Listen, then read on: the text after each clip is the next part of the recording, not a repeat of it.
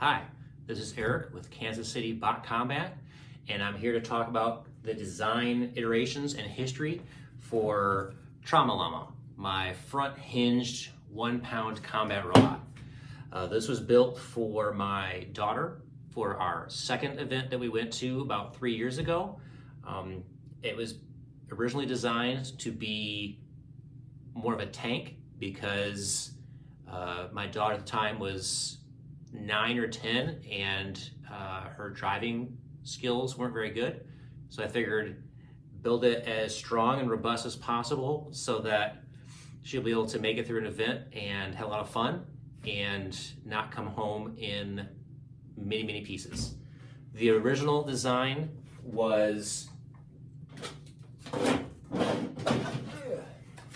I had a 2-layer spring steel wedge in the front, and I used standard little hinges to go like this. And then originally I was using this tiny little servo to lift the wedge up and down, and this proved that it could lift people, but it couldn't, if she got flipped over, it couldn't self-right. So that was one of the biggest things I noticed very fast, was that this servo was definitely not strong enough and needed to be upgraded. Most of the parts of this robot haven't gone through a lot of different changes over time, just making it more robust.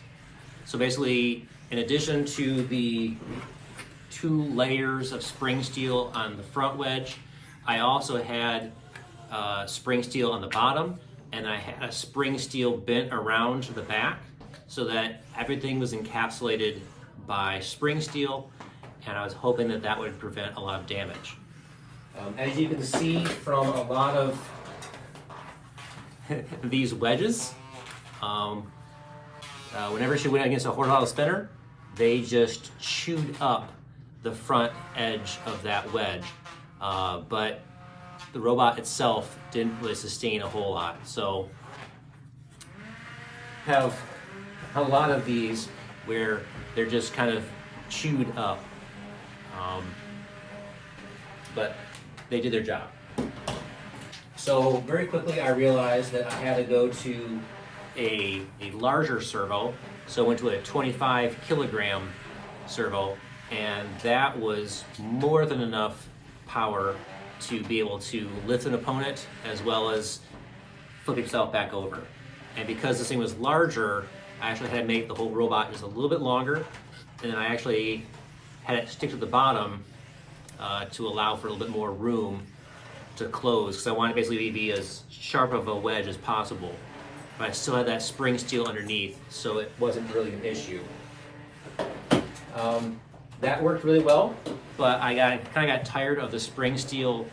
I had to really press it down in order to get the wraparound steel in the back to bolt down, and it wasn't something that my daughter could do during an event, so I had to make it easier to maintain. So that was my first robot to do the TPU armor was actually with Llama. So you can see here, I basically wrapped around the tires because she kept getting her tires hit as well. So I had to protect those. So TPU in the back, TPU on the sides, still had the spring steel on the bottom, and then I went to the nylon body. So you can still see I'm using the N20 drive motors. Servo go went right there, and then the hinges went right here. I've basically been using these same hinges. I think I've only damaged one of them. I bought 3 since the very beginning, so the past like 4 or 5 events, these hinges have held up really well. And this TPU armor is held on in the back with bolts, and then I actually tried using zip ties on the side. Those work okay, but when you have a big hit from the side, these did tend to like pop off or break the zip ties. But as you can see from that TPU, took a beating, but kept going. So in an effort to address the front edges of these wedges getting chewed up, one of the other design changes that I made was to make TPU wings that would go on the side and hopefully deflect a little bit of the damage.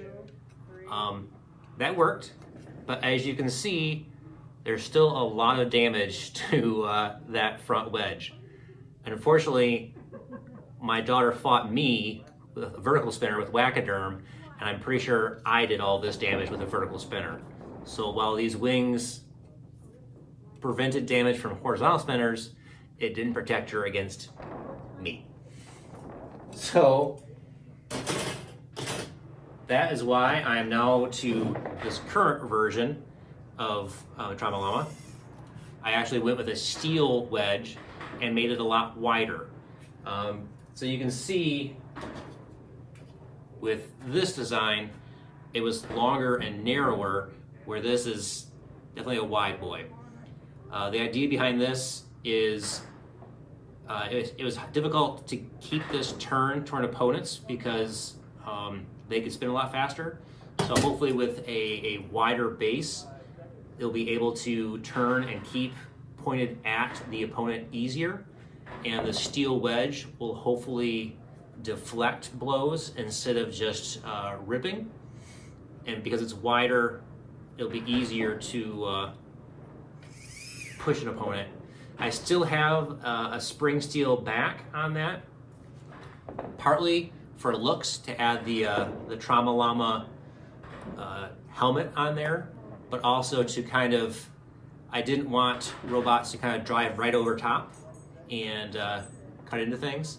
And this actually helps my self-righting, because without this, the horns kind of just hold it so that she can't actually, like this used to be a lot longer, but with a shorter one, it was possible for her to still get caught upside down and get stuck that way. So with this, when she opens and closes her wedge, it allows her to self-right pretty easily. So you can see, still using those hinges in there and all just the basic electronics are behind there. This is not a very complicated design. I like the front hinged wedge just because even when you're using it, you're never exposing your insides, whereas a rear hinge, if that's up, it's when it drives inside, you can damage all the insides, where this is kind of always protecting the front and everything's just better controlled. So very similar design history to some of my other robots, where I started out with carbon fiber PLA, went to nylon, and then now I've gone to nylon and TPU. Some of the different ideas I've run through with this style, where I actually had a notch here where it slide in, and that's what held the TPU armor on. The problem was with big hits, that's still enough to pop this out of the slot, and then it's kind of difficult to put back on. So that's why I have gone with bolts now, which is just easier. So you can see this would normally just get pushed in there, and it holds it really tight, except there's a big hit. So those bolts just seem to work better. It's not that big of a difference. But the nice thing is, because I have basically been running 3 robots for quite a while now, lessons that I've learned from this robot have applied to my other robots as well. And the design iteration process goes a lot faster when you have multiple robots to learn from. So once again, I haven't been able to fight with this wider Trauma Llama yet, but I'm definitely looking forward to fighting in May, or having my daughter fight in May and seeing how that performs.